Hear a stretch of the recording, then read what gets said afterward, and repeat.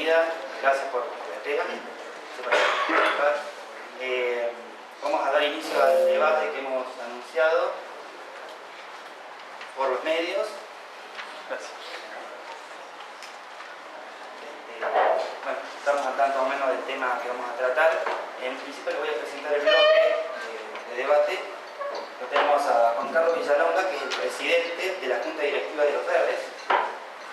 Lo tenemos al diputado nacional por la coalición cívica, Carlos Comi, al licenciado Alberto Franco, que es profesor de energías renovables y ha desarrollado el Parque Eólico Arauco, y a Mauro Fernández, que es coordinador de la campaña de energía de Greenpeace Argentina. Básicamente se va a comenzar el debate con 15 minutos cada expositor. La duración del debate en total va a ser aproximadamente una hora. Posterior a la hora vamos a hacer preguntas. Si tienen alguna pregunta en mente, la pueden anotar y la formulamos cuando termine el último expositor.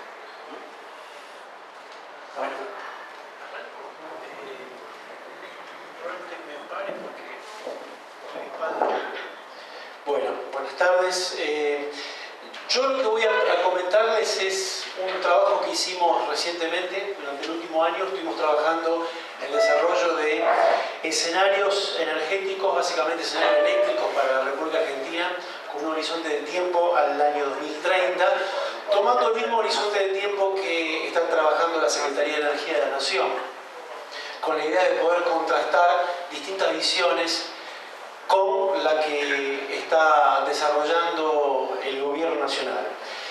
Si bien el escenario del gobierno no ha sido presentado oficialmente, no ha sido nunca explicitado, se supone que todo lo que hemos conocido hasta ahora han sido versiones preliminares, lo cierto es que es un escenario o un plan de desarrollo energético que se viene ejecutando, digamos, todos los años y todos los días tenemos noticias acerca de la implementación de ese plan, pero ese plan nunca se explicitó, nunca se discutió. Les doy un ejemplo, hoy sale una nota donde tenemos al ministro de Planificación discutiendo posibles inversiones en China, que tiene que ver con una serie de represas hidroeléctricas y con futuros proyectos nucleares, que se supone que están dentro de una planificación, pero insisto, esa planificación no fue compartida ni con la sociedad, ni siquiera los otros poderes públicos, como el Congreso, por ejemplo. Este ejercicio que yo les comento, lo que vemos es la tapa del informe del escenario de los verdes. Eso lo pueden bajar de la página de internet, digamos, para ver los detalles, la página de losverdes.org.ar. Pero lo importante de este trabajo es que está validado y fue consensuado con un conjunto de organizaciones que básicamente son estas. Hubo 4 instituciones que convocaron a hacer este ejercicio. FARM y ABINA son 2 organizaciones no gubernamentales. El caso del IPA lo deben conocer muchos, es el Instituto Tecnológico de Buenos Aires, uno de los institutos educativos más prestigiosos, donde la carrera de especialistas en petróleo y hidrocarburos es una característica de ese instituto, y el CEARE es un organismo vinculado a la actividad de regulación y normativa del mercado eléctrico que pertenece a la Facultad de Derecho de la UBA. Ellos convocaron a 6 organizaciones vinculadas al tema energético, tanto en el ámbito académico como en el ámbito corporativo, como de la sociedad civil, para que planteen sus diferentes visiones acerca de cómo encarar y satisfacer la futura demanda de energía en Argentina. Les comento, AGERA es el conglomerado más importante de empresas de producción de energía eléctrica en Argentina. Ahí están todos los grandes generadores, está Nucleoeléctrica Argentina, Sociedad Anónima, están los operadores de las grandes represas, todos los ciclos combinados y plantas térmicas. Después está la Cámara Argentina de Energías Renovables, la CADER, que básicamente nació como una de las conglomerados de empresas vinculadas al sector de biocombustibles. Y después, dentro del sector académico, está la CACME, que es el capítulo argentino del Consejo Mundial de la Energía, y el Grupo de Energía y Ambiente de la Facultad de Ingeniería de la UBA. Y dentro de lo que sería el segmento sociedad civil, estábamos nosotros los Verdes y la Fundación Vida Silvestre. Como ven, una diversidad importante de miradas, y lo que hicimos todas estas organizaciones fue establecer una serie de pautas e incluso ponernos de acuerdo en un sistema para modelar, para simular el comportamiento del mercado eléctrico de aquí al año 2030, tomando, por ejemplo, como dato la curva de demanda que prevé la Secretaría de Energía. Todos los escenarios que se desarrollaron en este año que estuvimos trabajando, todos los escenarios satisfacen esa demanda y por supuesto cumplen con todos los requisitos, vamos a llamarle técnico, eléctrico, para que el sistema funcione.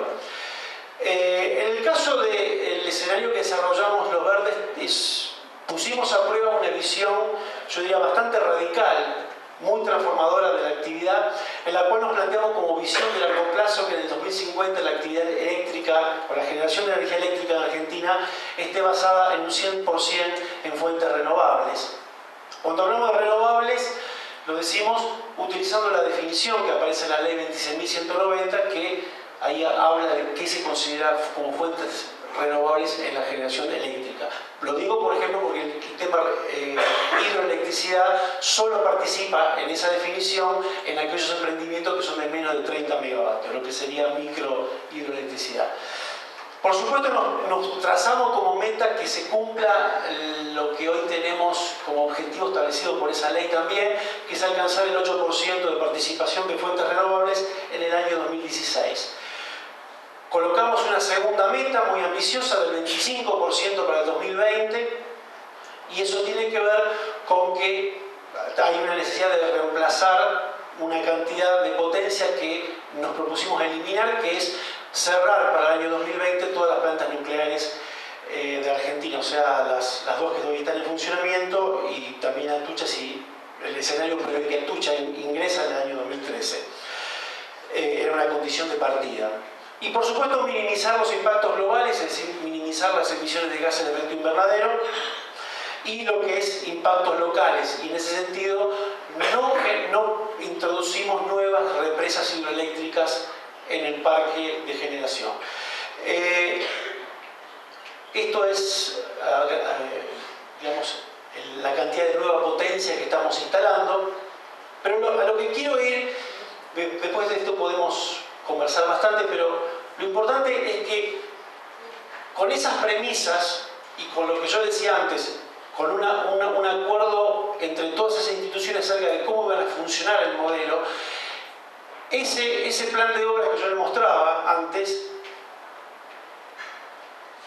como ven, el caso de eólica con 20.000 mega, casi 20.000 mega al 2030, es el principal protagonista de la nueva potencia a instalarse. Con este plan de obras, el sistema funciona, provee la energía que se va a demandar la sociedad y por supuesto cumple con todos los requisitos técnicos que el modelo requería. Pero lo más importante, yo quiero mencionar dos cosas. La pregunta, por lo general, no es acerca de si podemos generar energía en base a fuentes renovables, porque la disponibilidad de recursos, más o menos, todos presumimos que es abundante y es generosa en Argentina. Pensemos en eólica, la cantidad de zonas en Argentina que puede aprovechar perfectamente ese recurso.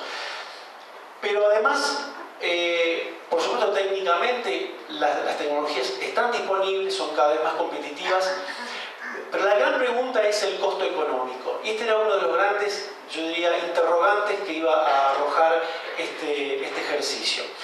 Yo les quiero mostrar muy brevemente los resultados de la matriz de generación que hicieron las 6 instituciones que desarrollaron escenarios.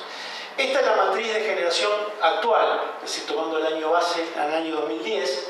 Esto que tenemos acá es la generación hidráulica, lo que es térmico fósil, basado en gas, basado en líquidos, amarillo nuclear, lo negro es carbón y lo que se ve en azul celeste es importación de energía. Este es el escenario de los verdes, como ven desaparece la componente amarilla nuclear, hay una fortísima penetración de renovables, la participación de hidráulica disminuye porque no hay ampliación de ese parque de hidráulico, obviamente disminuye la participación de gas y líquidos, Y si ustedes lo comparan, por ejemplo, con el escenario que está más a la izquierda, que es el escenario de AGERA, de la industria, de las empresas generadoras de energía eléctrica, ellos hicieron un escenario que lo calificaron como el escenario que consideraban con máxima probabilidad de ocurrencia, es decir, el escenario que estiman como más probable.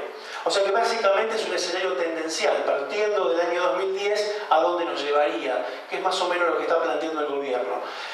Si ven la composición porcentual, se parece bastante, aunque por supuesto aparece una componente de renovables, el verde, importante también. Lo interesante de esto es que el escenario de AGERA de algún modo representa la visión de seguir más o menos por el mismo sendero. En el otro extremo tenemos el caso nuestro, es el escenario más, yo diría, transformador. Si miran la composición del dibujo en cuanto a participación de la fuente, se puede ver. En el medio hay una cantidad de variantes en los otros escenarios que son también dignas de ver algunos. Con el caso de Fundación Vida Silvestre, nuestra principal diferencia es que ellos congelan el plan nuclear, no lo amplían, lo mantienen y las centrales se van apagando a medida que van llegando a su fin de vida útil, o sea que hay un remanente en el año 2030, pues prácticamente tenemos una visión bastante coincidente. Esto, como les digo, muestra que las necesidades energéticas de la Argentina pueden ser satisfechas de muy diversas maneras. No estamos condenados a este escenario con esta participación de fósiles, de nuclear y de grandes represas hidroeléctricas y trasladarlos en el tiempo, ampliándolo. La pregunta es, ¿qué pasa con los costos de esto? Y uno de los principales hallazgos de este ejercicio es que los costos están prácticamente en un mismo rango de valor en todos ellos. Y lo más interesante es que el escenario de AGERA, de la industria de la energía eléctrica, y el escenario de los verdes cuestan exactamente lo mismo, $115 el megavatio hora. Es el costo al cual se llega al final del periodo. El valor más barato es el de la UBA, que era un objetivo que ellos habían propuesto, llegar al precio más barato de energía posible, y llegan a $95 el megavatio hora. Insisto, están en un rango de valores que están dentro del margen de error que se imaginan que todo cálculo tiene. O sea, ningún escenario se puede decir se cae de la mesa o llega a resultados disparatados. Es decir, técnicamente todos los escenarios funcionan, es decir, todos los escenarios responden a las demandas y los requisitos técnicos que se le impusieron, y todos los escenarios satisfacen la demanda que se supone de aquí al 2030. Y los costos económicos son competitivos en todos ellos. Entonces, la gran noticia y el hallazgo que tenemos acá es que no estamos condenados a tener que tener más energía nuclear, más represas hidroeléctricas o ir a sacar el gas no convencional o cosas por el estilo para tener energía. Es decir, hay una decisión política que podemos tomarla en una dirección o una dirección completamente distinta.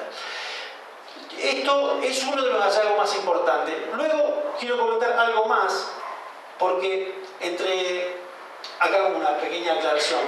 Respecto de los costos, fíjense que la variable tiene que ver por qué los costos, un escenario como el de AGERA, que es más o menos el tendencial, y el nuestro, que es un escenario de transformación profunda, tiene que ver con que los costos de inversión, que en nuestro caso es muy importante, porque hay mucha inversión nueva, pero hay muy bajo costo en cuanto a combustibles. El costo de combustibles es lo verde. Sí, en el extremo izquierdo ven el de AGERA, tiene un enorme costo de combustibles. Si bien ellos hacen poco esfuerzo en materia de inversiones, porque aprovechan todo lo que ya está instalado y continúan con las opciones más baratas, más sucias, pero sin embargo el costo económico va subiendo de manera importante por el costo que van teniendo los combustibles de acá al año 2030. Insisto, todos valores de costo que nos fuimos poniendo de acuerdo entre todas las instituciones que participamos en esto, ¿sí?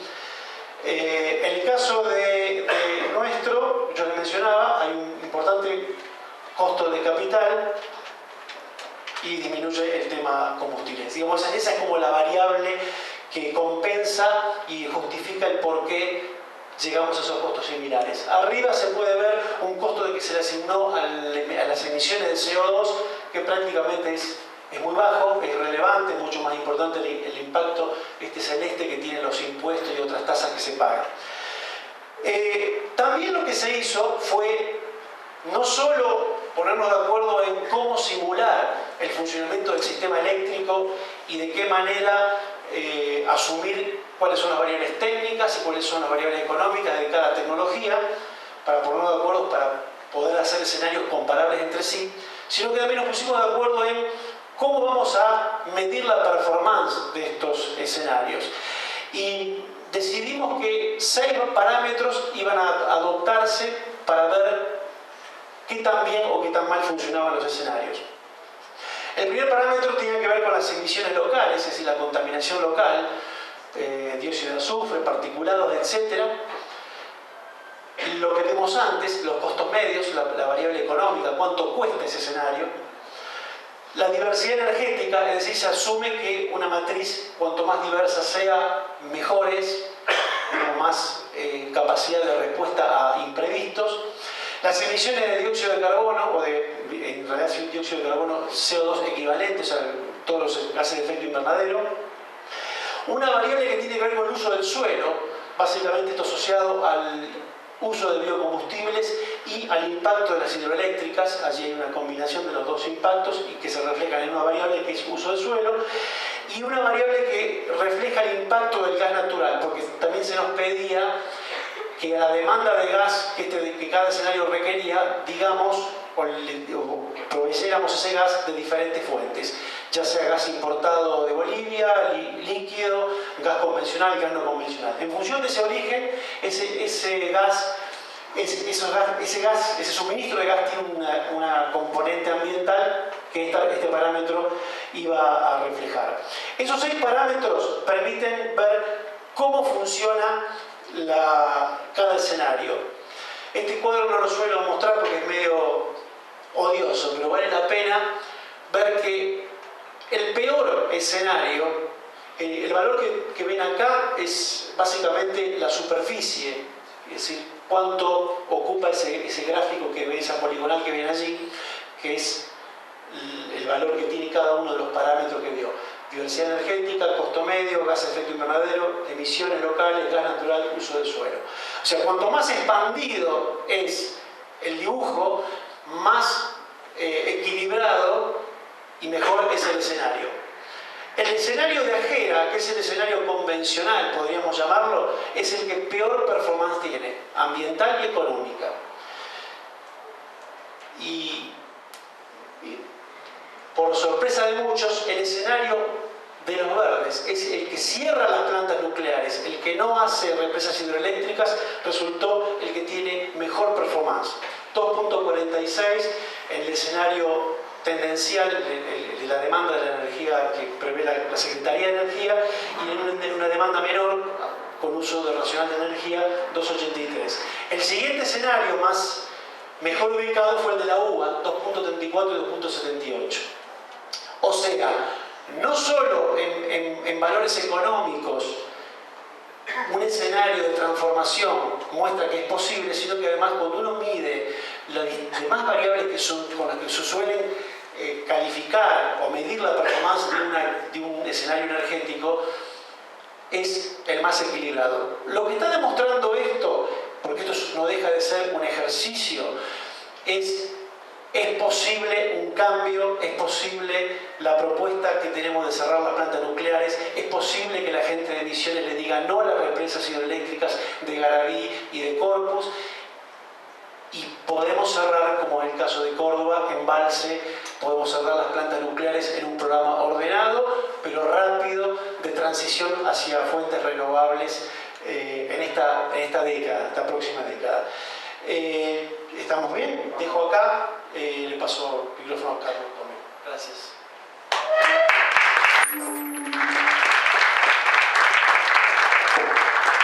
Doctor, si tienen preguntas, anoten y las formulamos después cuando finalice todo lo grabado.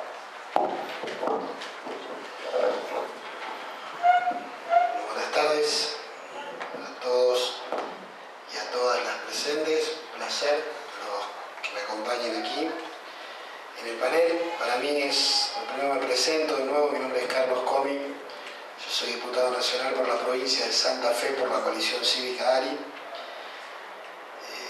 Para mí es también especial y me trae muchos recuerdos estar aquí en Córdoba, porque bueno, como reformista y como militante universitario de muchos años, muchas veces estuve en esta ciudad y muchas veces compartiendo sueños, compartiendo vivencias, y hoy es un poco eso, ¿no? Esta reflexión que parece que va a contrario un poco lo que decía Cali, y expondrán luego los otros expositores en lo técnico con absoluta precisión, va totalmente a contrario de lo que realmente está haciendo la Argentina desde hace muchos años.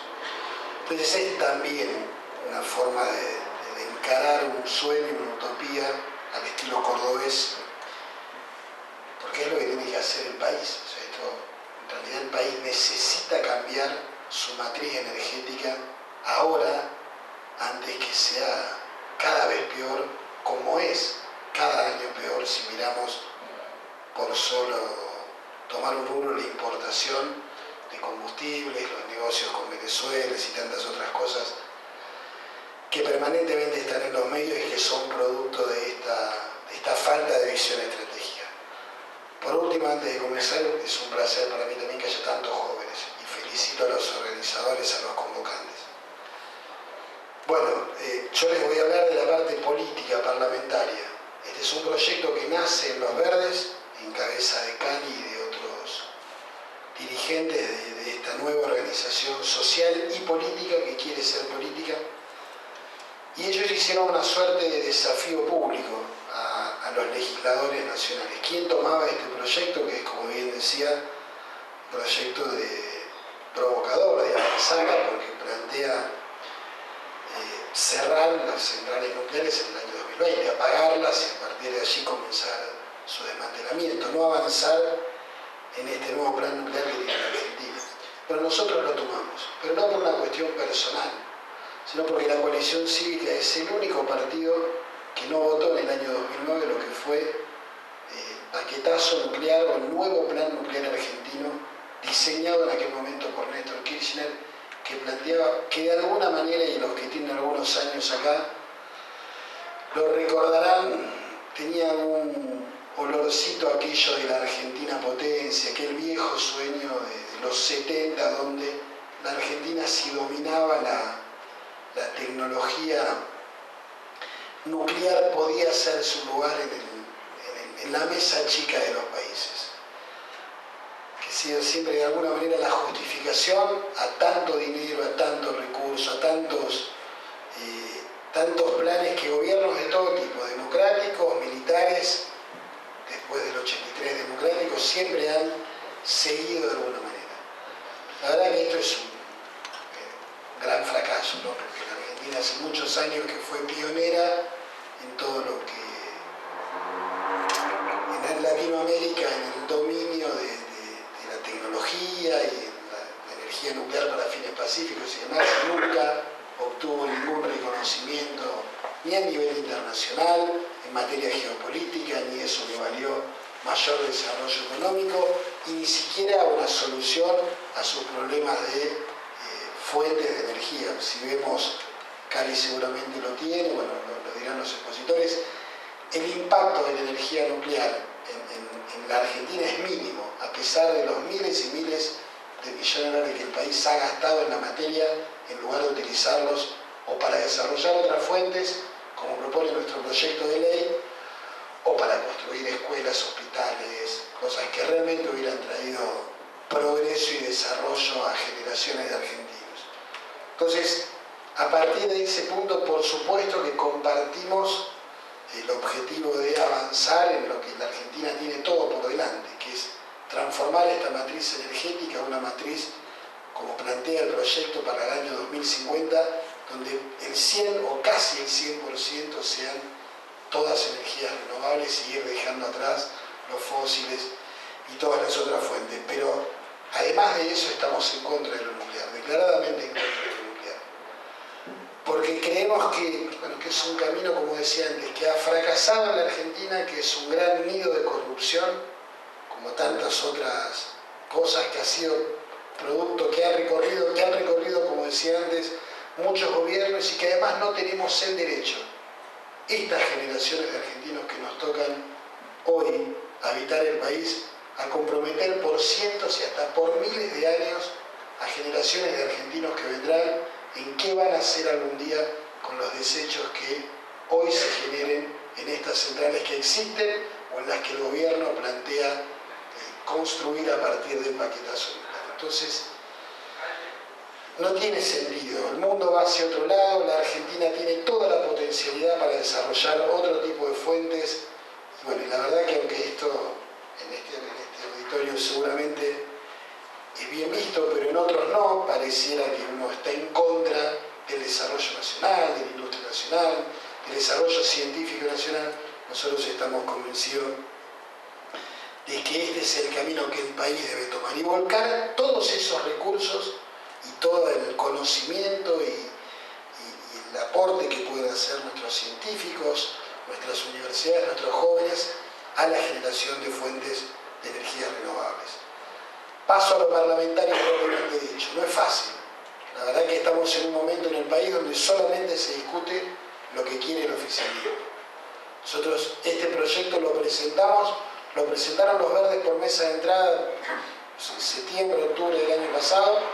Nosotros lo presentamos formalmente en noviembre del año pasado, con mi firma como diputado de la Nación. No hemos podido todavía lograr que un solo día se discuta en la Comisión de Energía, que en realidad se reunió una sola vez en lo que va del año. Con lo cual, bueno, un poco lo que decía Cali, que el gobierno no discute estas cosas, tampoco las discute en el Parlamento, ni hacia dónde va, ni hacia dónde podemos ir, que en realidad también era un poco nuestro objetivo, ¿no? Por lo menos abrir esta discusión, comprometer a la sociedad. Lo hemos intentado, hemos llevado especialistas al Parlamento, organizaciones no gubernamentales, lo vamos a seguir haciendo, pero créanme que tenemos frente a nosotros un oficialismo que es absolutamente sordo a cualquier tema que no esté, no digo ni siquiera en la gente, en los dictados que vienen de la Casa Rosada. No hay parlamentarios del oficialismo que se planteen discutir cómo debe ser la matriz energética de la Argentina. O si se lo plantean, lo harán en mesas de café. No en las comisiones, no generan ideas, no hay proyectos presentados, nada. Por eso es importante que esta idea de alguna manera vaya recorriendo el país y que en auditorios como este se vaya generando una conciencia sobre este tema. Para terminar, reafirmar nuestro compromiso, que es lo que hay que hacer, es un modelo exitoso en muchos otros países que tienen muchas menos condiciones que las que tiene nuestro país, en materia de vientos, en materia de sol. O sea, realmente yo tuve la oportunidad, a partir de una invitación justamente de Cali, una fundación alemana, de conocer cómo funciona la energía eólica en Alemania, donde no hay viento, chicos. O sea, hay muy malos vientos. O sea, y hay parques, uno detrás de otro, uno recorre las rutas del interior de Alemania, de un parque aquí, otro a 10 kilómetros, y todo eso es en un país como Alemania, el 25% ya hoy, que imagínense la cantidad de energía que necesita, ya son fuentes renovables, con muchas menos capacidades naturales que las que tiene nuestro país. Entonces, todo está por hacerse. El tema es tener decisión política, planeamiento estratégico, gastar el dinero donde hay que gastarlo, no despilfarrarlo. Venimos de años muy buenos en materia fiscal, donde se calcula que 200.000 millones de dólares se fueron sin desarrollar obras de infraestructura, sin cambiar, lo discutíamos hoy con Cali en la mañana, el sistema ferroviario argentino, sin generar una red de autopistas, sin generar una red nacional de hospitales, nada, se fueron en plata mal gastada de parte del gobierno, del Estado, en plata repartida, tirada. Mucho de ese dinero podríamos gastarlo en transformar nuestra matriz energética y dejarles algo a los argentinos que no vamos a conocer, pero que van a tener una demanda mucho más fuerte que ahora y que necesitarán justamente cambiar lo que nosotros no podamos hacer en este momento. Muchas gracias.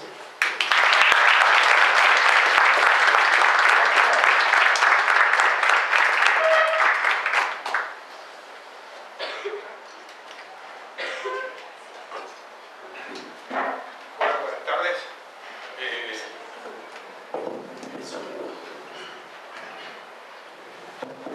Yo les voy a plantear un pantallazo de lo que ha sido construir un parque eólico en Argentina, desde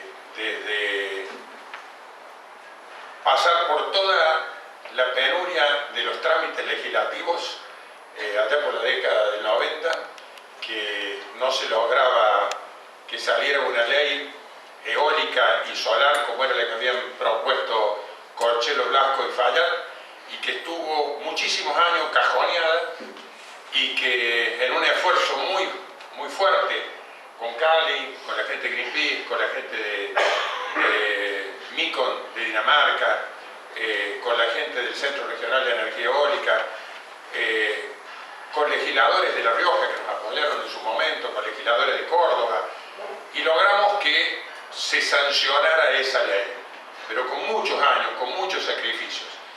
Y luego, todos los palos que se ponían en la rueda de la mano de los ministros de Economía que estaban en ese momento, hicieron que no se pudiera reglamentar esa ley, y que el último decreto que firmó Carlos Menem cuando se fue el decreto reglamentario, pero prácticamente la ley no tuvo vigencia y no se pudo concretar. Un temita muy sencillo. ¿Por qué hablamos de esto de energía eólica que puede resolver qué? Ese número gigante de 178.000 terawatts, que es la energía que nos manda el sol a la Tierra, el 0,3% de esa energía son 350 terawatts. Es lo que se transforma en viento. Es decir, el viento no se hace porque el sol caliente el aire, sino que el sol calienta la Tierra. Y el calor irradiado de la Tierra es el que produce el calentamiento del aire, y luego el movimiento de la masa de aire, y con el efecto Coriolis tenemos el viento. Entonces, solamente el 0,3% de esa energía se transforma en viento.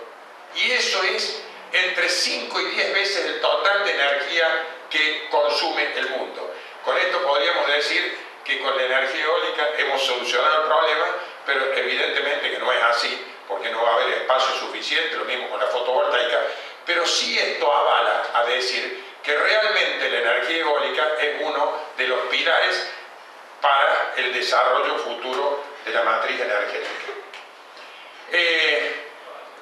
Con Juan Carlos Villalonga, con Greenpeace, y quien les habla, de la década del 90, logramos la sanción de la ley, se conformó la CADEGE, Greenpeace logró colocar el primer sistema de generación fotovoltaica integrado a la red. En aquellos tiempos ya ser pionero en lo que es la generación distribuida. Y luego a mí me tocó tener la suerte de haber trabajado 20 años investigando y midiendo vientos y lograr poner en marcha un parque eólico que ha sido el primer parque eólico de 25 megas instalado en la Argentina y con máquinas eólicas totalmente industria nacional. Y actualmente estoy trabajando también presentando en la Secretaría de Energía y a través del APIE, la Sociedad de Profesionales de Ingeniería Especialista de Córdoba y el INTI, para lograr lo de la generación distribuida. Es decir, venimos de allá lejos con Carly y nos seguimos encontrando en puntos en común porque tenemos objetivos claros y lo que queremos realmente es proteger este planeta, dar una solución energética adecuada, es decir, que a nadie le falte energía, pero que tener energía no signifique un peso, una carga destructiva para nosotros mismos. Esto sería un parque fotovoltaico. ¿Y qué significa un parque fotovoltaico? Y bueno, con 1 megawatt de potencia, con un costo de aproximadamente 4,5 millones de dólares, una superficie que ocupa entre 1,6 y 2 hectáreas puede generar una media anual del orden de 5,5 megawatts por día. Y esto significa 2.000 megawatts por año, ahorro una tonelada de CO2, 2.750 barriles de petróleo, pero alimenta a 1.000 hogares con un consumo que puede llegar más o menos a estar en el orden de 4.000 personas enrareciendo, pero bueno, esto es una solución viable.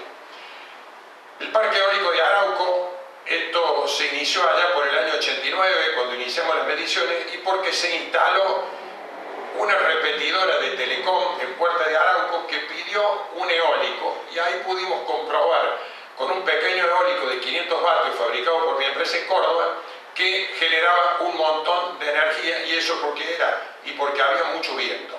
Entonces se decidió iniciar evaluación, y esta fue la primera torre que colocamos en el año 93. Luego se compró un eólico de 10 kilowatts. En ese momento, para que tengan una idea, en la Argentina había instalado 4 Aeroman en Río Mayo, que de 30 kilos cada uno eran 120, y nosotros en La Rioja instalamos 10 kilowatts por acá y 2 kilowatts más con 4 eólicos de 500, es decir, estábamos en el 10% de los eólicos del país.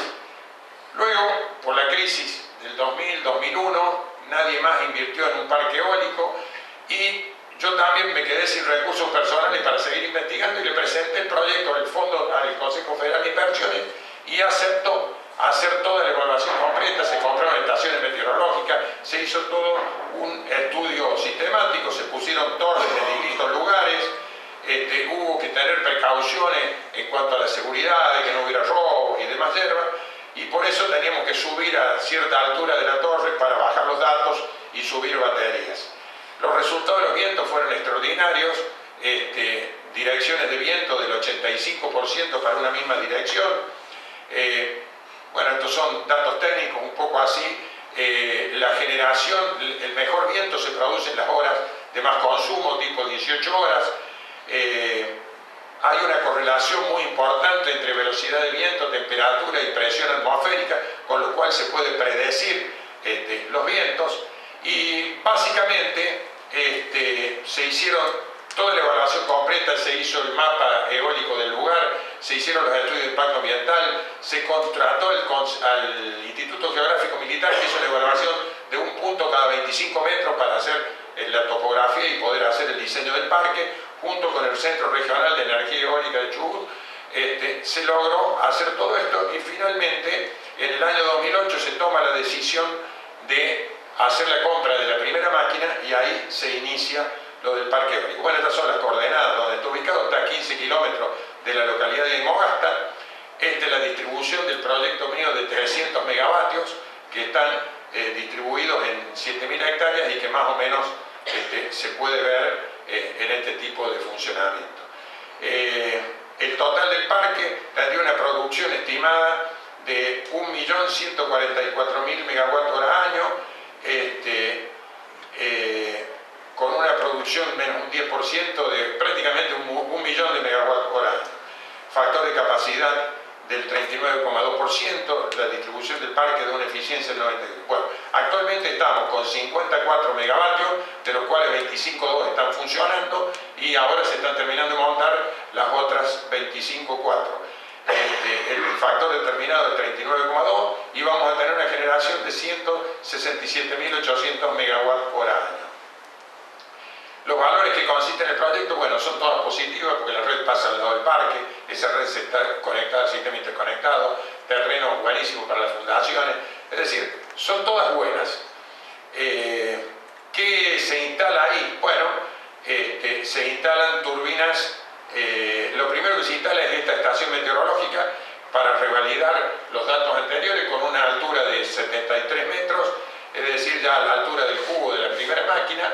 Y lo que hizo todo esto, que sigue midiendo actualmente la estación testigo del parque, es corroborar totalmente los datos de mediciones que hicimos en la evaluación previa.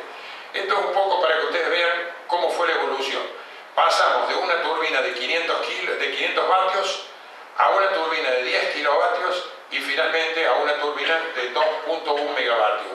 Esto fue toda la trayectoria. ¿Cómo se montan? Y bueno, llegan las torres en camiones, hace falta una muy buena infraestructura de traslado, requiere una base de hormigón. La primera máquina fue 430 metros cúbicos de hormigón, las últimas máquinas se optimizó y estamos en 370 metros cúbicos de hormigón. Una grúa que tiene que elevar 100 toneladas a 90 metros de altura. Esta grúa tiene, para que ustedes tengan las orugas, son mucho requieren de más de 30 carretones para llevar toda la infraestructura. Entonces poner una turbina es imposible, pero poner 10, 12, 20 turbinas ya lo hace económicamente potable. Bueno, un poco para que tengan idea de dimensiones, una estación transformadora. Y finalmente las características del aero es un IMSA IWP-83 con hélice de 83 metros de diámetro, 2.1 megavatios, altura al eje de giro 85 metros, la torre es de acero cilíndrica cónica, el concepto es Unipower, que es un sistema patentado por IMSA. El generador es de generación directa multipolo, tiene 100 polos de imanes permanentes, no necesita caja multiplicadora, tiene una doble conversión para poder trabajar con rotor de velocidad variable y trabajar siempre en el punto de máxima eficiencia, es decir, generamos en alterna, transformamos en continua y volvemos a transformar en alterna. No hay sistemas hidráulicos, es todo eléctrico y electrónico, por consiguiente tiene bajísimo mantenimiento y muy alto rendimiento. Un poco para que tengan una idea, el costo llave en mano fue del orden de los 2.387.000 megawatts instalados. La operación y mantenimiento es $37.115 por año por instalado, o sea, lo que equivale 11,18 dólares por megawatt hora y con gastos totales 23. Si nos fijamos en porcentajes abajo, con un rendimiento del 39, un factor de capacidad del 39%, con una tasa de interés del 11%, que esto es carísimo, llegamos con un precio de 126,5 dólares el megavatio, que el Parque Eólico de Arauco es el primero que logró el convenio firmado por la resolución 108 del año 2011 de la Secretaría de Energía, que está destinado exclusivamente a energías renovables, nuevas fuentes que se incorporen al mercado. Se firmó un contrato a 15 años de plazo y a ese precio. Pero, a ver, estamos hablando de 126 dólares el megavatio. En Uruguay ha habido firmas de contratos por 70 dólares el megavatio. ¿Y cómo puede ser que la misma firma que en la Argentina logró este precio, en Uruguay sea mucho más barato? Porque IMSA es el proveedor de las turbinas. Muy sencillo. En Uruguay el proyecto es a 20 años de plazo y la tasa de interés es del 3%. Si nosotros a este mismo proyecto le damos 5 años más y bajamos la tasa de interés adecuada como lo hace Brasil o cualquier otro país del mundo, rápidamente estamos llegando a niveles de entre 60 y 70 dólares el megavatio. En Brasil, luego de las hidráulicas de gran porte, le sigue en la energía más barata la energía eólica. Es decir, que es una energía totalmente desarrollada, totalmente sólida y totalmente competitiva. Esto un poco, ya lo dijo Carly, es decir, 8% de la meta, y eso significaría una cantidad de energía, pero muy potable y rápidamente poder aplicar en la matriz energética. En Córdoba, cada 25 megawatts, 12 eólicos de 2.1 con un factor del 35%, se alimentan a 30.000 viviendas familiares con un consumo de 7 kilowatts, 42.000 viviendas con un consumo de 5, son 168.000 habitantes. ¿Qué ocupa esto? 6 kilómetros de largo por 1,5 kilómetros de ancho. Es decir, que el impacto es mínimo y el beneficio es máximo. Acá en Córdoba se están colocando generadores que se llaman delivery, con contratos con Enarsa. Son generadores térmicos compuestos por 10 generadores de 1 mega para tener una central de 10 mega. Esos son con altísimo costo, con combustibles líquidos, con alta contaminación. Si nosotros rápidamente pusiéramos la misma cantidad de potencia en energía eólica, estaríamos logrando tener una generación permanente garantizada sin agregar nuevos equipos térmicos, y estaríamos abasteciendo 686.000 habitantes, lo cual significa casi la cuarta parte de la población. Es decir, no sigamos contaminando, sigamos combinando, dejando que vayan bajando aquello que nos puede traer problemas en el ambiente. Pero acá hay algo fundamental. Ustedes fíjense, esta es la generación que pasó en el mercado el día 26 Fíjense lo violeta, esas son las hidráulicas de punta. Y fíjense, la naranja del medio es la térmica spot. Si nosotros instalamos 4.000 megavatios de energía eólica, lo podemos balancear perfectamente bien con 4.000 megavatios de energía hidráulica de punta. Para que tengan una idea, un dique como el Chocón, que ya está hecho, cuando baja 1 centímetro puede bancarse un parque eólico de 1.000 megavatios sin ningún tipo de problema, compensando que cuando hay viento no desembalso y cuando hay mucho viento, cuando hay mucho viento no desembalso y cuando falta viento compenso desembalsando un poquito. Pero no yendo a la estrategia de que vamos a construir nuevas usinas hidráulicas, sino de decir, veamos cómo podemos utilizar lo que ya tenemos y cómo podemos insertar la energía eólica en esto. Bueno, ni les cuento si analizamos que en lugar de combinar con la hidráulica, dejamos de utilizar petróleo y cuando hay mucho viento, dejamos de utilizar y cuando hay poco viento usamos un poquito de ese petróleo. Por consiguiente, todo lo que generó la eólica fue ahorro de combustible, ahorro de divisa, ahorro de contaminación. Y después algo que me enseñaron los brasileros. La energía eólica es mucho más predecible que la energía hidráulica en el mediano y largo plazo. Es decir, los módulos de viento tienen una variación de entre el 5 y 6% anual. En cambio, los módulos hidráulicos pueden tener variaciones del orden del 30 al 40%. Ustedes fíjense, por ejemplo, el río Uruguay en el 2012 estaba 78,6% menos que la media. Entonces, ese tipo de generaciones en Brasil les ha complicado mucho las cosas y han invertido fuertemente en eólica a pesar de tener un 75% de su matriz de hidráulica. ¿Por qué? Y consiguen una complementación y van asegurando su matriz de manera no contaminante. Bueno, finalmente, no solo tenemos que pensar en las grandes granjas eólicas o en las grandes generaciones. El mundo apunta a la generación distribuida y así como 800 megavatios de Atucha 2 significaron una friolera de millones de dólares, con la mitad de lo que costó Atucha 2 podríamos haber puesto 2.400 megavatios de energía eólica, que con un factor de capacidad del 30 y pico por ciento estaríamos en una media anual de los 800 megavatios de Atucha. 2.400 megavatios de energía eólica significan 10 parques de 240 o 20 parques de 120 distribuidos en distintos lugares del país con una instalación rápida en 1 año y medio o 2 años. Cuando hay mucho viento van a generar hasta 2.400 megavatios. En cambio, una nuclear va a estar limitado a los 800 como máximo, con todo lo demás que viene atrás. Pero yo siempre cuando hablo de nuclear, aparte de todo lo que es residuos pasivos, de todo lo que podemos hablar de esto, yo simplemente digo, díganme números.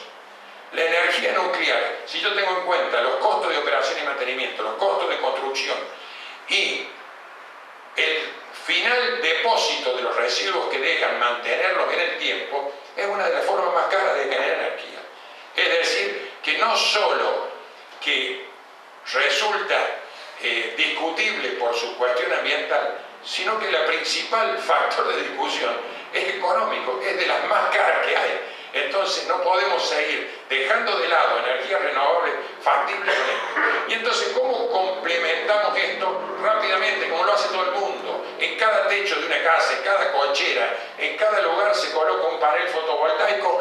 No genero impacto ambiental porque estoy ocupando el mismo techo y estoy permitiendo que las redes eléctricas tengan una serie de ventajas donde se disminuyen las pérdidas en las redes, aseguro un costo fijo en dólares porque yo hoy hago una inversión y me va a durar 20 años y durante 20 años el precio de la energía va a ir creciendo si seguimos con las matrices duras y se va a mantener con la alternativa presentada por Cable, que estuvimos hablando de 110 dólares el megavatio, ¿no es cierto? Y ya sabemos que con energía eólica hoy hablar de 70, 80 dólares el megavatio es un escenario fantástico, y si tenemos que aprovechar lugares con menos factor de capacidad, como sería el caso de zonas donde el factor sea de 30%, 30% es más de lo que hay en muchos lugares de Alemania. Bueno, acá tenemos una reglamentación que hemos propuesto nosotros desde el APIE, y también le hemos presentado en el INTI, en Neuquén, en Cutralcó, y finalmente hoy tengo la satisfacción de decirles que hemos firmado un contrato de venta de equipos solares para interconectar a la red con la gente del municipio de La Rancherita y las Cascadas, acá en el Valle de Calamuchita, gente con la que venimos trabajando hace años para lograr este proyecto. Se ha firmado un convenio con la cooperativa eléctrica y el municipio va a generar electricidad que va a ser restada o tomada como pago de la factura del alumbrado público. Es decir, este es un primer modelo para proyectarlo y trasladarlo, y también lo hemos presentado en la Secretaría de Energía y he sido invitado a los últimos congresos sobre interconexión a la red y redes inteligentes, donde ya esto se va haciendo insostenible no tenerlo reglamentado. Desde allá que Carly puso, cuando estaba en Greenpeace, el primer generador fotovoltaico interconectado a la red en el edificio de Greenpeace en Buenos Aires, a hoy que ya venimos pechando por mucho más, ¿no es cierto? Y tratar de esto que sea posible. La cantidad de mano de obra que se genera, la cantidad de puestos de trabajo, la cantidad de petróleo que se ahorra, de divisas que se ahorra y de valor agregado al país no admite el más mínimo discusión. Es decir, esto todos los países del mundo ya lo tienen, nuestros vecinos Chile, Brasil y Uruguay también lo tienen. Nosotros hemos también, así como he hecho el proyecto del API, hemos, junto con la Universidad Católica y SACOR, hemos también hecho un proyecto de desarrollo con el FONTAR para interconexión a la red, y también tenemos otro proyecto de autogenerador eólico. Es decir, esto es un poco para aportar cómo a ese proyecto de hipótesis de 2030 y 2050, en la realidad de lo que estamos viviendo hoy, eso es totalmente posible.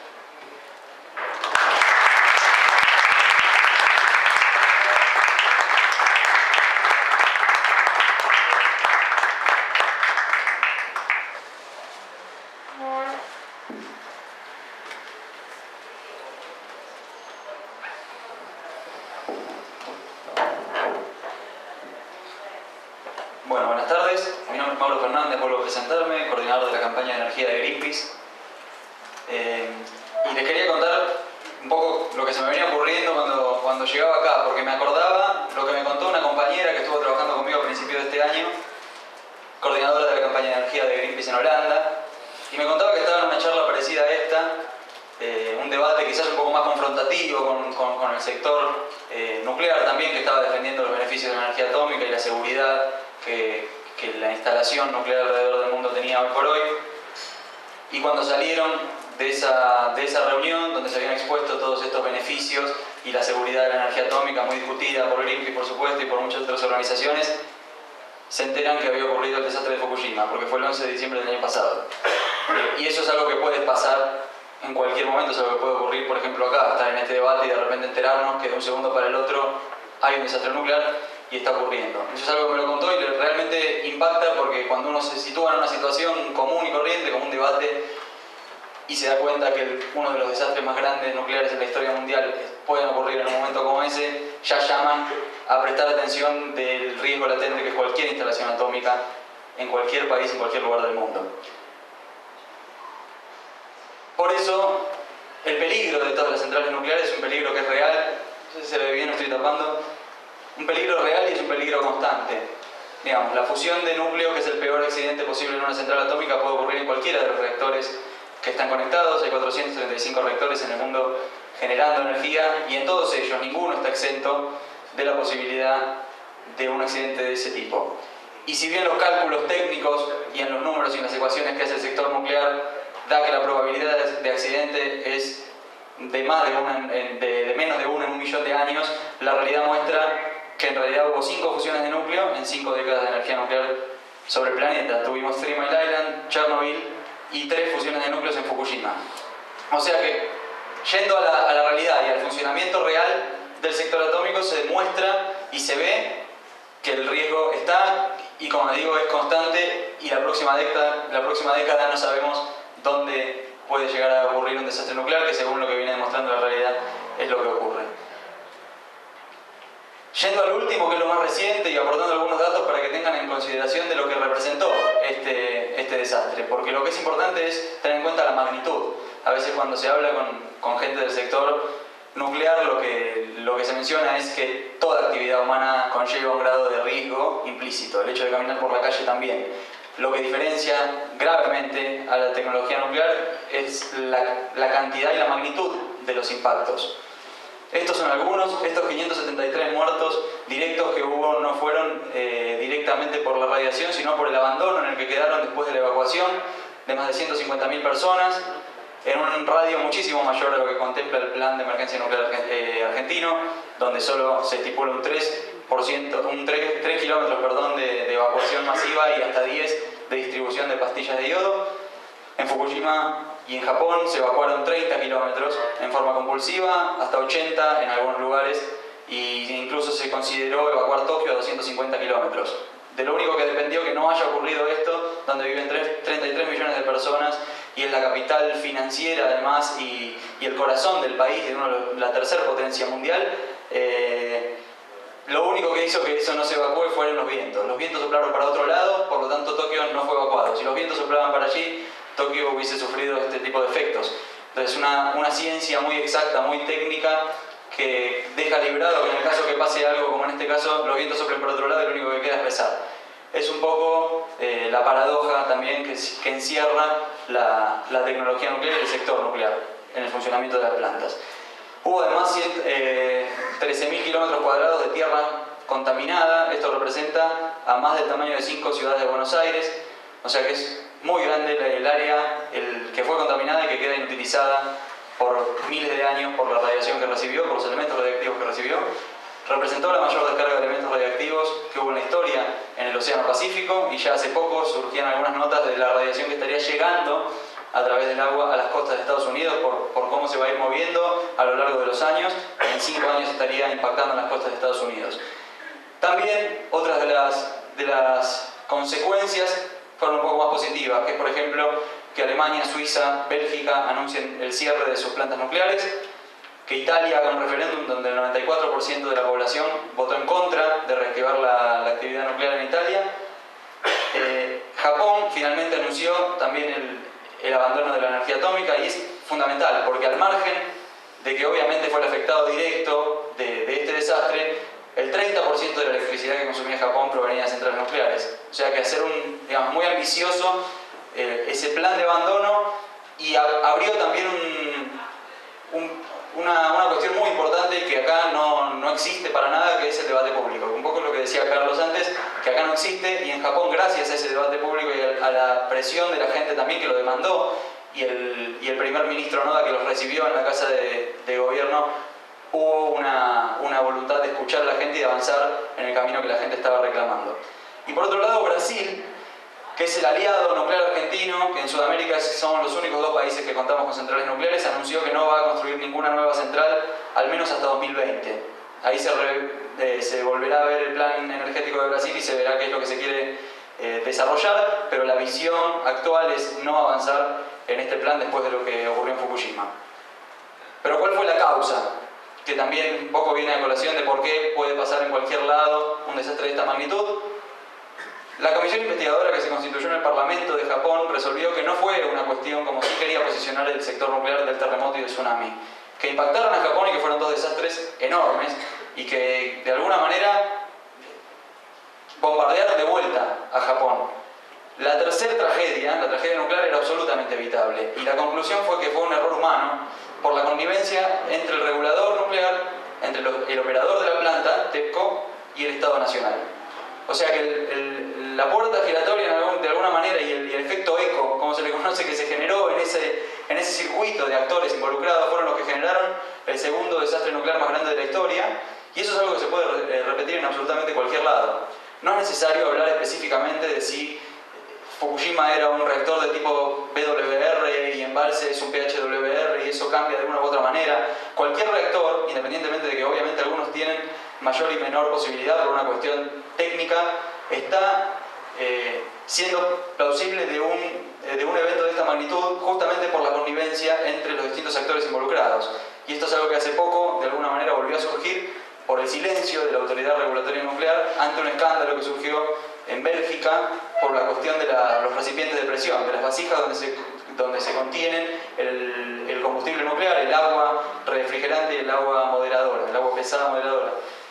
La Autoridad Regulatoria Nuclear no emitió palabra, hicimos una denuncia pública con los Verdes, con FARM y Greenpeace, demandando información al respecto, cuál era el reactor argentino que tenía esto, porque se había comentado esto en un diario francés, que Argentina era uno de los reactores en el mundo que tenía una vasija similar al de Bélgica, que presentó fisuras, por lo tanto habría riesgo de que aquí también se pudiera presentar, y la Autoridad Regulatoria Nuclear no había hablado, no había dicho absolutamente nada. Se comprobó finalmente por la Agencia de Energía Nuclear de la Organización para la Cooperación Económica y el Desarrollo que Atucha 1 era el reactor con una vasija de ese tipo, y la Autoridad Regulatoria Nuclear lo desmintió en un comunicado diciendo que no había sido provista por RDM, que es la empresa que hizo la vasija del reactor belga.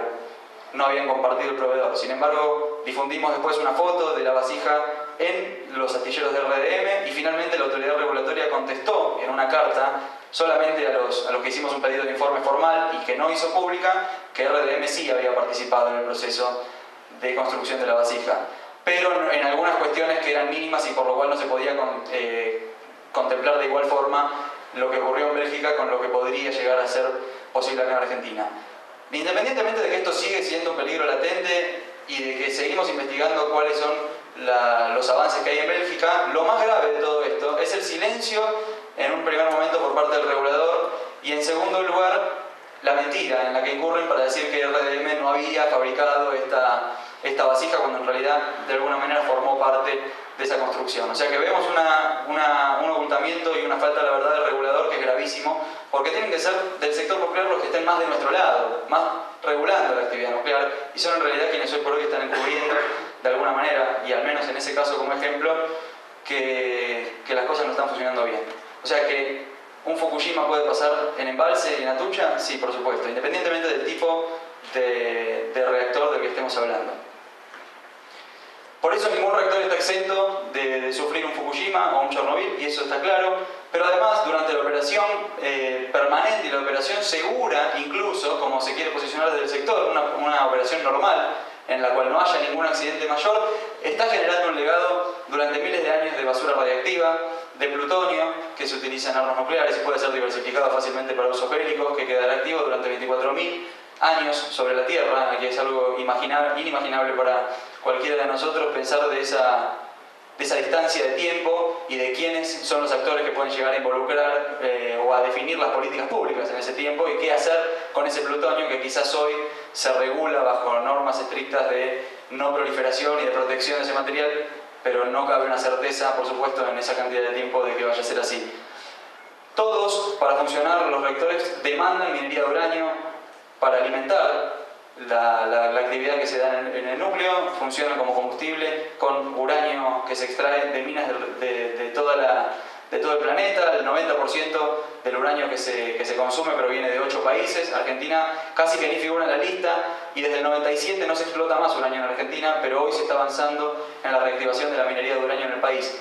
O sea que es otra cuestión que viene asociada cuando se quiere posicionar a la energía nuclear como limpia, que incluso cuando está funcionando en forma correcta y sin un accidente mayúsculo, está demandando minería de uranio, que al menos en el país, por los datos que brinda la misma Comisión Nacional de Energía Atómica, se tiene que hacer a cielo abierto y con tecnología de lixiviación en pilas. Esto es un impacto asociado incluso al funcionamiento normal de las plantas. Y la radiación la emite igual, obviamente en muchísima menor escala, mientras está funcionando sin ningún tipo de accidente.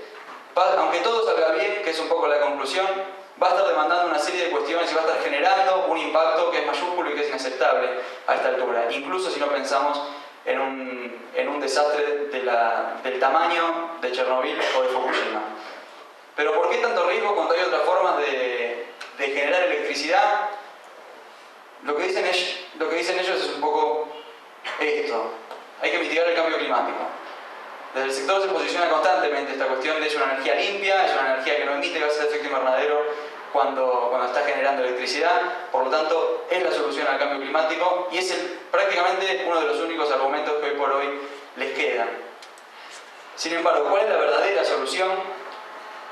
Este es un gráfico de la Agencia Internacional de Energía, de uno de los escenarios también que ellos hacen de acá a 2030, hace una serie de años, y donde se ve que el nuclear mitigaría solamente el 6% de los gases de efecto invernadero, reduciría un 6% los gases de efecto invernadero que se emiten, mientras que las renovables más la eficiencia reducen un 57%. Entonces, ¿cuál es la verdadera solución al cambio climático? Está claro por lo que dice la misma Agencia Internacional de Energía, que es un organismo ultra conservador, y si no se dice pronuclear, que podría considerarse también, por lo menos no muy pro renovables en forma, quizás como lo que estamos debatiendo acá, de un proyecto realmente revolucionario que vaya a formular esta revolución energética que Greenpeace viene pidiendo y viene exigiendo y por la cual viene trabajando hace mucho tiempo.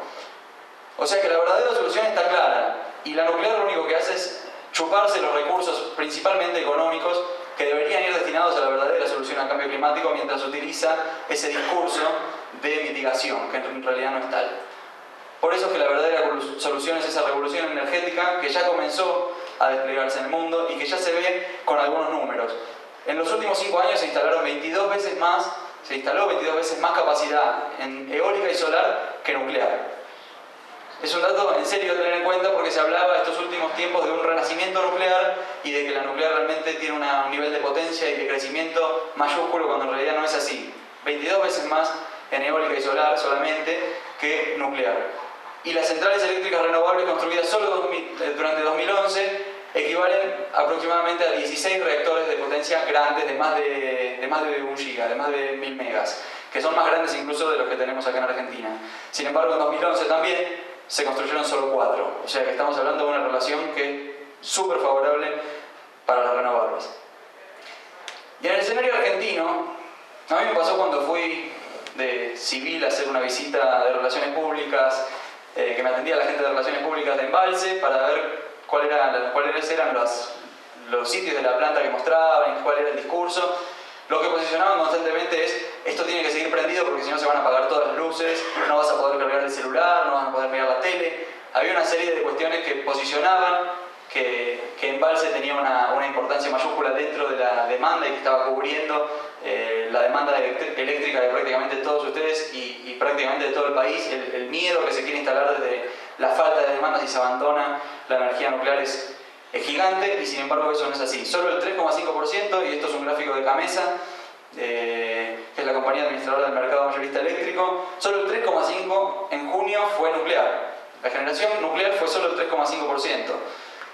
Y es para considerar también la ley 26.190 que mencionaba recién Diego, y que en la cual de alguna manera este proyecto de los verdes y que está impulsando Carlos se motoriza. Es una ampliación de esa 26.190 que promovía un 8% de renovables en la matriz eléctrica a 2016, y ahora el proyecto lo quiere estirar a 25% para 2020, que es absolutamente razonable hablar de que cuando una meta vence se incremente. El problema es que las renovables están acá, en este 0,3, y eso habla de la falta de voluntad y la falta de visión y de importancia también que le dan a las leyes desde el Estado Nacional, donde no se ha promovido, incluso después de 2006 cuando se sanciona esta ley, realmente la instalación de tecnología renovable. Pero ese 0,3 tiene que llegar al 8 en 2016, si no se está incumpliendo la ley. O sea que directamente ese 3,5% estaría de alguna manera reemplazado por la generación renovable que debería ser del 8%. O sea que estamos hablando de números realmente muy escasos para la nuclear, y que ya está aprobado por ley una importancia mayúscula de la penetración renovable. Y vengamos acá a Córdoba un poquito. En Córdoba está la central nuclear de Embalse, que se anunció su extensión de vida durante 30 años más. Una central que llegó al fin de su vida útil, y desde el gobierno nacional se viene promoviendo esta cuestión. En el paquetazo nuclear de 2009 se lo declara de interés nacional y se le otorga una serie de beneficios impositivos para poder hacer esta extensión durante 30 años más. Pero Embalse también es importante decir que está en una zona sísmica sobre la falla de Santa Rosa, que vierte 2,5 veces más tritio, que es un elemento radiactivo del hidrógeno, al lago de lo que recomienda la Unión Europea. O sea que es un elemento que acá no tiene regulación, pero la Unión Europea recomienda 100 becquerel por litro y acá Embalse está virtiendo más de 230, está entre 230 y 250. Y el peligro de accidente pondría en peligro enormes cantidades de tierra cultivable en suelo cordobés y también en otras provincias, pero es como les mostraba antes de Fukushima, digamos, el peligro de accidente no solo pone en peligro a la gente que en un radio de 300 kilómetros a la redonda, que es lo que han demostrado los accidentes en base empírica, como les decía antes, pueden ocurrir, y a las cantidades de gente que pueden afectar, hay 4 millones de personas viviendo en esa región, y la mayoría en la provincia de Córdoba. Y hay muchísimas tierras cultivables que son de alguna manera también la fuerza de crecimiento de la provincia, que podrían llegar a ser afectadas en caso de un accidente. Pero además Embalse está vencido, que esto es algo que no se dice mucho. Embalse el 3 de marzo, y esto es un comunicado de Nucleoeléctrica, cumplió sus 210.000 horas de operación a plena potencia. Y hoy por hoy solo está funcionando porque la Autoridad Regulatoria Nuclear le otorgó una licencia extra y, como se dice por acá, hasta tanto salga en servicio. Ni siquiera es que tiene una cuestión mucho más detallada de cuánto tiempo más puede funcionar en forma segura. Se dice hasta que salga de servicio, pero en realidad Embalse tiene que estar fuera de servicio hoy, por las horas a plena potencia de diseño que tiene la planta. Esas horas fueron vencidas y tendría que estar fuera de servicio en este momento. O sea, se extienda la vida útil o no de la central, se tiene que cerrar. Y eso es un caso inédito y es algo fundamental para empezar a hablar del debate, de este debate nuclear en el país. Porque es la primera central que llega al fin de su vida útil, que ya está vencida y ya debería estar fuera de servicio, y que se planea extender su operación durante 30 años más. Por eso, y para cerrar, y en línea con el proyecto que apoyamos desde Greenpeace, que promueven Carlos y Cali, Córdoba tiene que ponerse la camiseta y decidir en serio si quiere seguir siendo rehén de los planes energéticos del gobierno nacional o si quiere liderar la revolución energética que estamos promoviendo. Es Córdoba en este sentido quien tiene la posibilidad de dar ese puntapié inicial, y comparto con Carlos ese sueño que estamos de alguna manera compartiendo acá y que sería fundamental que se haga propio de cada uno de ustedes, porque la batalla para frenar el plan nuclear argentino está acá a 100 kilómetros, está en Embalse, y son ustedes los que pueden, realmente involucrándose y exigiéndole a los gobernantes localmente que le cierren la puerta a Embalse, porque son ustedes los que podrían estar siendo afectados en el caso de un problema en Embalse. O sea que es Córdoba la que tiene que comenzar a decidir si quiere seguir siendo una provincia nuclear o si se quiere posicionar como una provincia no nuclear que lidere la revolución energética en el país. Muchas gracias.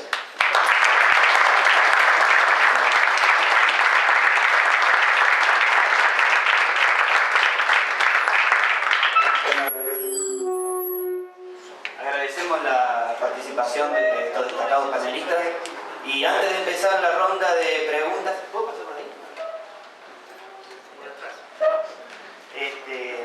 Nos vamos a organizar con el tema de las preguntas con el micrófono, o sea, el que pida, quiere hacer una pregunta, le traslado el micrófono, le trasladamos el micrófono. Otra cosita más, antes de empezar con las preguntas, este evento ha sido organizado por los Verdes, de nuestros bolsillos, aportó un poquito a todo pulmón, lo hemos hecho, si los que quieran colaborar un poquito, hay una urnita ahí adelante que pueden depositar y lo vamos a retribuir con un pin que dice no nuclear. Así que, bueno, hacemos más la pregunta, levanten la mano y les cedo el micrófono.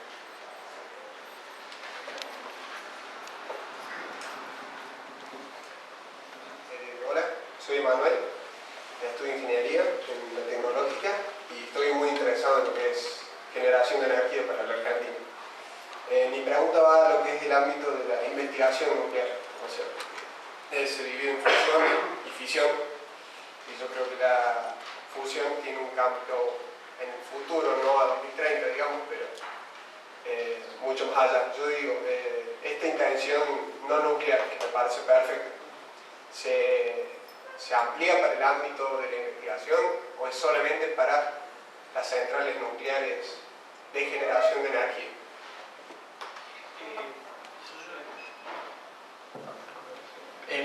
Hago mi parte primero. El cierre nuclear que se plantea es el cierre en lo que tiene que ver con generación de potencia, generación de energía. si no tiene nada que ver con los usos que podemos tener de los radioisótopos en materia de medicina nuclear o esos usos industriales, digamos, en ensayos no destructivos y cantidad de cosas que se utilizan radioisótopos. Eso es otra cuestión, digamos, otra dimensión que por supuesto requiere toda la atención, el cuidado y la regulación muy celosa de eso, pero no entraña ninguno de los riesgos que ni mínimamente los que se estuvieron mencionando, por ejemplo. Eso está asociado básicamente con los reactores de potencia. Con respecto a las tecnologías emergentes o futuras o potenciales en generación de energía en base a distintos tipos de reactores, por ejemplo, en los escenarios que nosotros hicimos se tomó un menú de tecnologías que son las que hoy el mundo, y te diría la Agencia Internacional de Energía, como el escenario que mencionaba recién Mauro, u otros, el Consejo Mundial de la Energía, etc. Las tecnologías con las cuales ellos están viendo que va a haber disponibilidad de acá al 2050, y nada de eso aparece. Digo, viento no es tendencioso, por ejemplo, una tecnología con la cual muchos de nosotros esperábamos a que estuviese disponible en los próximos años, como es el hidrógeno, tampoco es una tecnología que se considera viable en el corto y mediano plazo. Es decir, son tecnologías que su horizonte potencial de disponibilidad se ha ido estirando y se ha ido desplazando en el tiempo.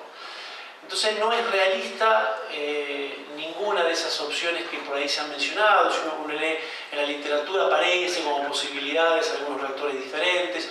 Incluso dejemos de hablar de lo nuclear. El caso del hidrógeno es un buen ejemplo.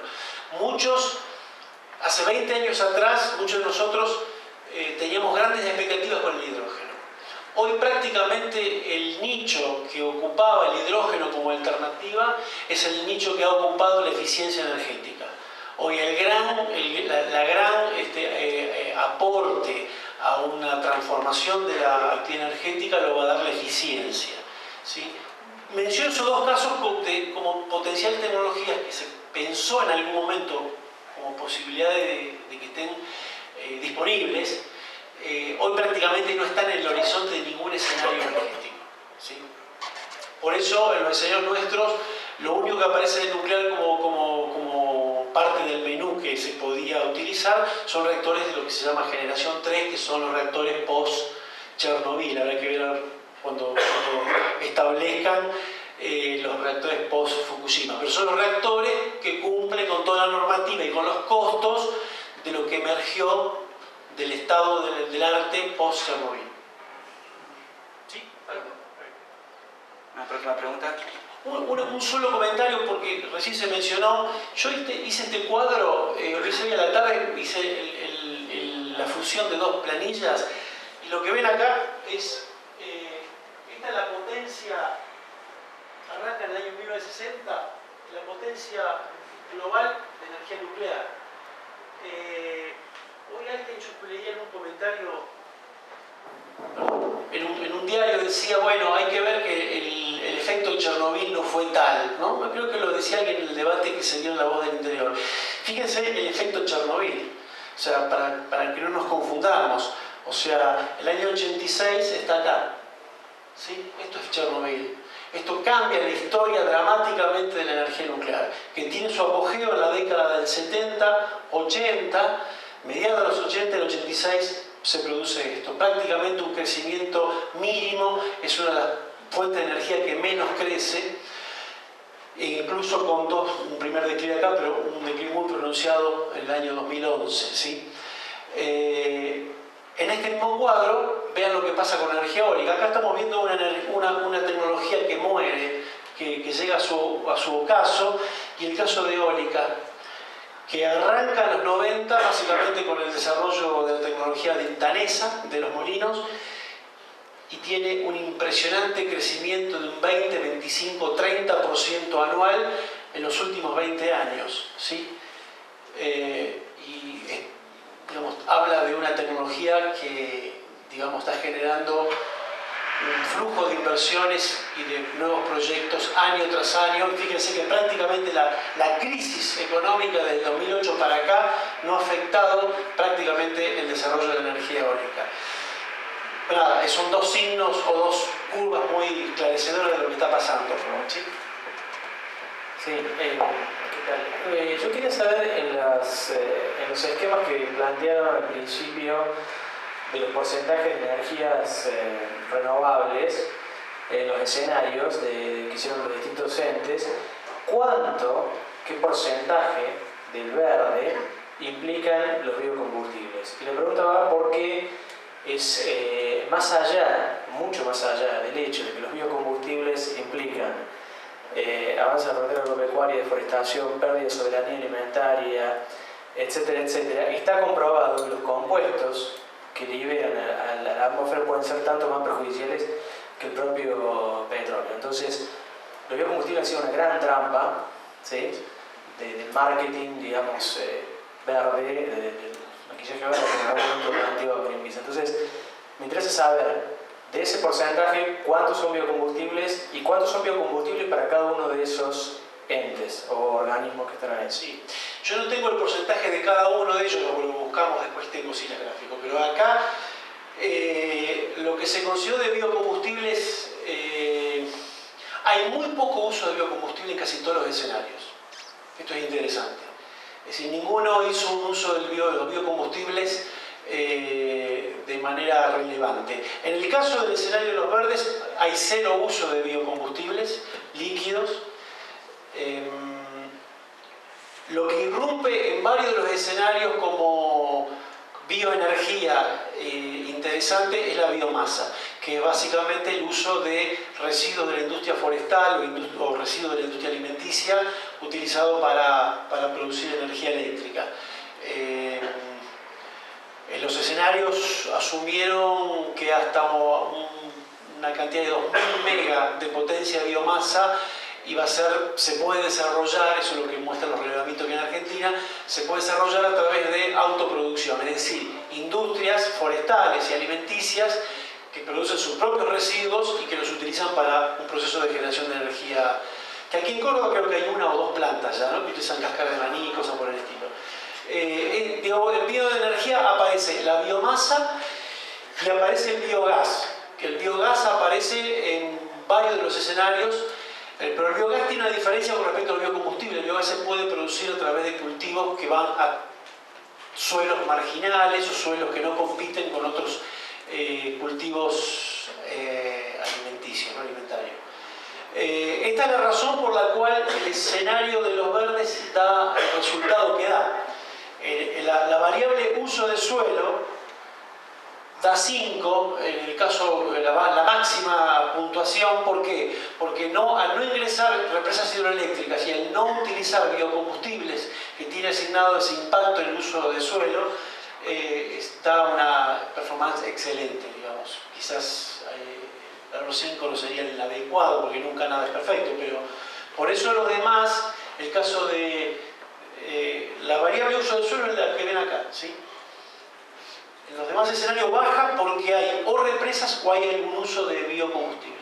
Pero lo importante, como lección, es que ningún escenarista, aún la diversidad que yo les comenté, ninguno hace un uso intensivo de los biocombustibles. Atención, biocombustibles utilizados en plantas para producir electricidad, ¿está claro? No estamos hablando de biocombustibles en transporte. Estamos hablando del biocombustible utilizado como mezcla o como puro como combustible para centrales térmicas. ¿Respondí a la pregunta? Pero sí está evaluado en la medida de lo posible, donde pudimos ponernos de acuerdo en cuanto a cómo parametrizarlo, que hay un impacto negativo en los biocombustibles, en materia de uso de suelo. Bueno, acá tenemos una pregunta. Sí, buenas tardes. La pregunta es referida al uso de gas natural. ¿Tienen en cuenta exclusivamente lo que es gas de pozo o también está incluido lo que es gas de cracking o por fractura? Sí. ¿Está incluido dentro del uso en estos escenarios? Sí,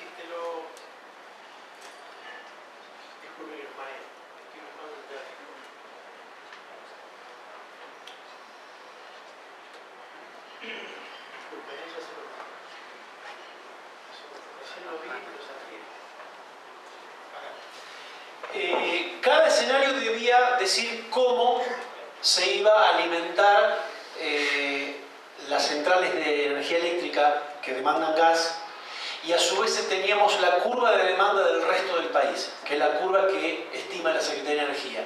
Es decir, el gas residencial, el gas de la industria, etc. O sea que después se sumaban esas dos curvas y había que explicar qué fuente de gas se iba a utilizar. Había 5 posibles fuentes. Gas convencional, es decir, el gas que hoy estamos extrayendo. Gas no convencional, o sea, gas de fracking, gas de esquistos. Gas importado de Bolivia, que es convencional pero que viene por gasoducto de Bolivia. Y el gas líquido que viene por barcos, que se importa de distintos orígenes, ¿sí? Y una quinta opción que es el biogás que yo les mencionaba. Más o menos todos los escenarios, yo los puedo mostrarles, pero todos terminan utilizando una cantidad de volumen bastante parecida de gas, ¿sí? Lo cual tiene una consistencia interesante. Esto es cómo alimentamos de gas nosotros, los verdes, nuestro escenario. Lo que ven abajo es el gas no convencional, el gas convencional, ¿sí? O sea, partimos del valor de 2010, que es la producción actual, y esto va decayendo, obviamente, hacia el 2030, suponiendo que hay en el intermedio, los primeros 10 años, 8 años, hay una mayor inversión en recuperar productividad en los gases, en los pozos convencionales. Pero aún así se supone una curva a la baja, ¿sí? Después, mantenemos esto que ven en rojo, el gas que viene de Bolivia, o sea que prácticamente utilizamos el potencial de los gasoductos que se disponen. El gas licuado es este que ven acá, este azul, va a la baja hasta llegar a cero. Ya para el 2020 no hay más gas importado por barcos, y sí, a partir de mediados de esta década en adelante aparece el biogás como una componente importante. El biogás aparece en el escenario nuestro, en el escenario de Fundación Vida Silvestre, y algo interesante, también lo incluye un porcentaje importante en el escenario de Agera. Pero nosotros no usamos, por razones ambientales, el gas no convencional, el gas de fracking, ¿sí? Porque ustedes saben que eso implica una enorme demanda de agua y enormes problemas en cuanto a contaminación de napas, cursos de agua superficial y demás focos de contaminación, y con un balance energético muy malo. Por esa razón el gas no convencional no se lo utiliza, se elimina la opción de importación de gas, y sí, como cosa novedosa, el desarrollo del biogás. Lo que propone el gobierno nacional, ¿sí incluye fracking? Sí. Sí, si quieren, bueno, lo buscaría, ahora hacemos otra pregunta, yo busco el gráfico del escenario del gobierno. Pregunta por ahí. Sí. Una pregunta.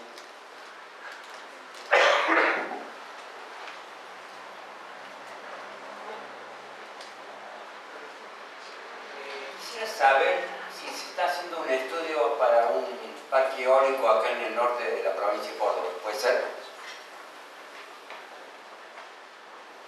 Mire, yo personalmente no tengo conocimiento de que en el norte, a ver, ¿qué parte del norte? En la zona de Morteros se está midiendo viento. En la zona de Morteros se está midiendo viento, se está midiendo en la zona de las acequias, se está midiendo en Achiras. Y bueno, hay en Córdoba muchísimos lugares con muy buen viento, mejor que en Morteros donde se está midiendo, mejor que lo que se ha medido en Achira y demás, pero bueno, Córdoba todavía no arrancó, es decir, tiene mediciones hechas, tiene buenos vientos, tiene buenos lugares para hacerlo y todavía no arrancó. Entonces, una vez que empiece a moverse esto, se podrá avanzar en otros lugares, pero en el norte que yo conozca, en Morteros sí se está midiendo. Sí, buenas tardes. Bueno, mi nombre es Martín Velotti y tengo una empresa que hace fabricaciones electromecánicas. Quería más que todo preguntarle al diputado aquí presente qué acciones concretas van a llevar a cabo para que las energías renovables empiecen a tener un peso de importancia aquí en el país.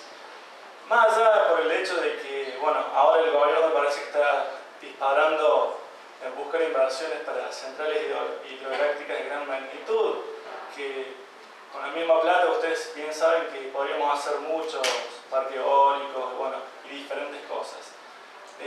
Bueno, el gobierno por allí no muestra un horizonte claro en todas las cosas que hace, entonces quería preguntarle a ustedes como organización en qué están trabajando.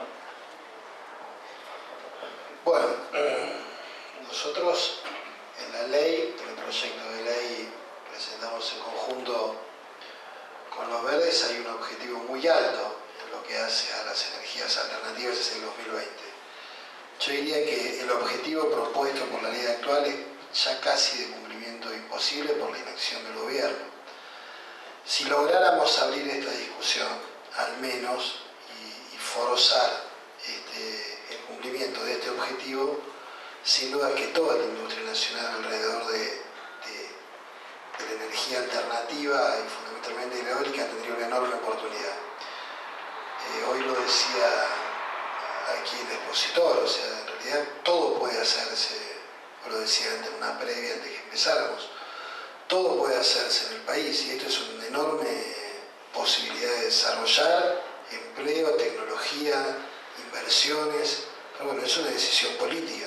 Lamentablemente, como yo le decía al principio, estas discusiones no pasan por el Parlamento, más allá de lo que nosotros queremos abrir y queremos promover y hemos hecho nuestro este proyecto y queremos también, como explicaba antes, frenar esta locura de este barril sin fondo destinado a la energía nuclear y volcar esas divisas a la promoción de las energías limpias. Esto no es lo que se está haciendo, no se está haciendo nada, con muy poco, digamos. Quizás la experiencia de La Rioja es una de las poquitas donde se ha logrado avanzar en este último tiempo. Entonces, yo no le puedo decir mucho más que eso porque este debate no pasa por el Parlamento. Si hay debate en esta materia, sea entre cuatro paredes o en la Casa Rosada o con algunos amigos del gobierno que pueden ser quienes reciban algún tipo de ayuda, pero no hay un debate oficial en la Argentina, no está la posibilidad de que los hombres de la oposición, los partidos de oposición como el mío, podamos discutir, aportar nuestra mirada o nuestra experiencia. Hacemos las últimas dos preguntitas. Acá viene la chica de la... Hola, mi nombre es Betsabé. Yo estudio ambiente y energías renovables y creo que como muchos que estudiamos algo en la temática, no sabemos en qué espacio podemos arrancar para empezar a hacer el cambio, por lo que elegimos estudiar algo con cuidado del medio ambiente. Lo que no sé específico es qué son los verdes, cómo es que trabajan específicamente acá en Córdoba y bueno, lo más importante es cómo podemos unirnos, no sé si trabajan con voluntarios o bueno, eso me gustaría que me explique. Gracias.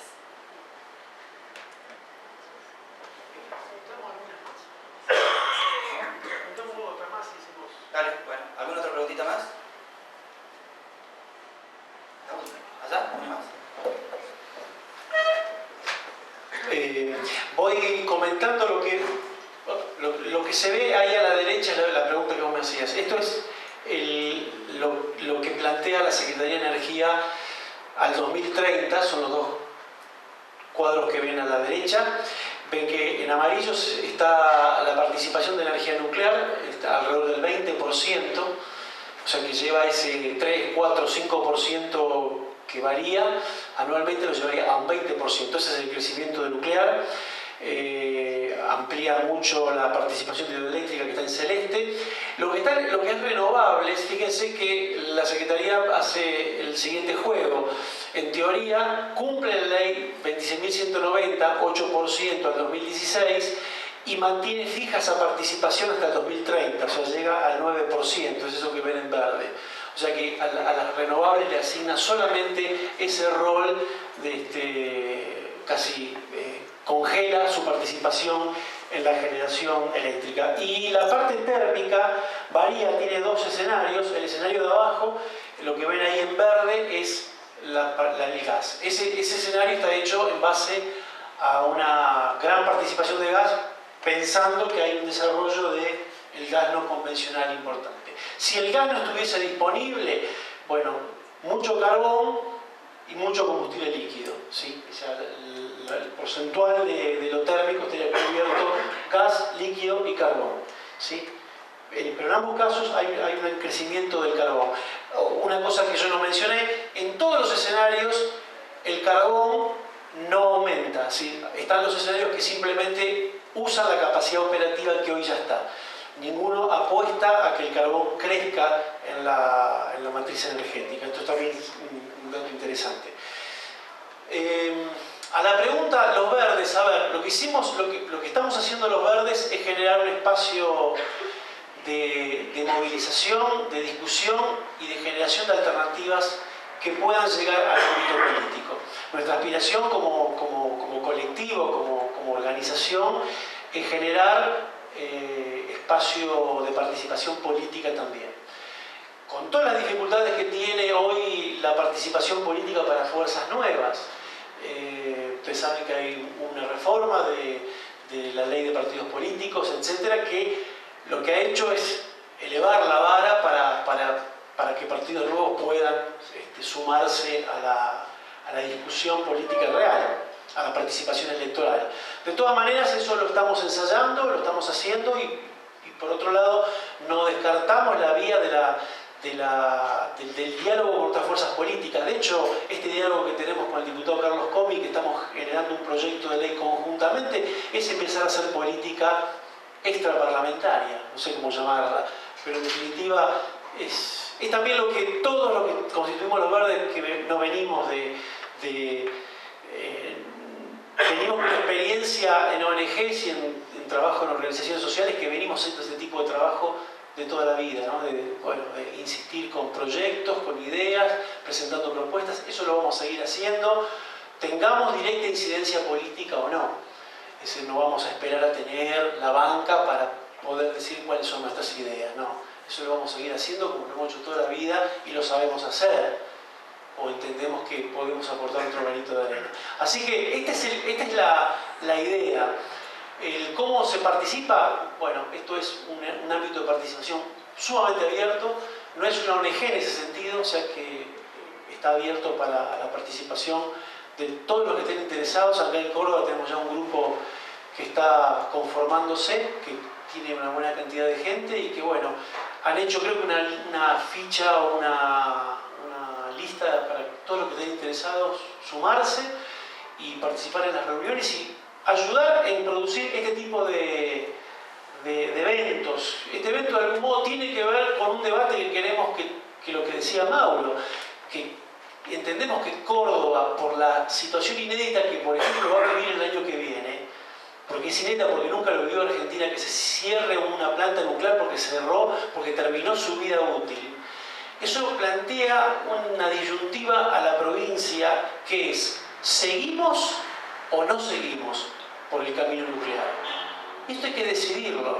No hay que darlo por hecho de que hay que seguir, porque alguien decidió que hay que seguirlo, porque en algún gráfico está puesto que Embalse tiene que seguir. Hay que volverlo a discutir. Y eso lo tienen que poner sobre la mesa ustedes. Y para eso los verdes van a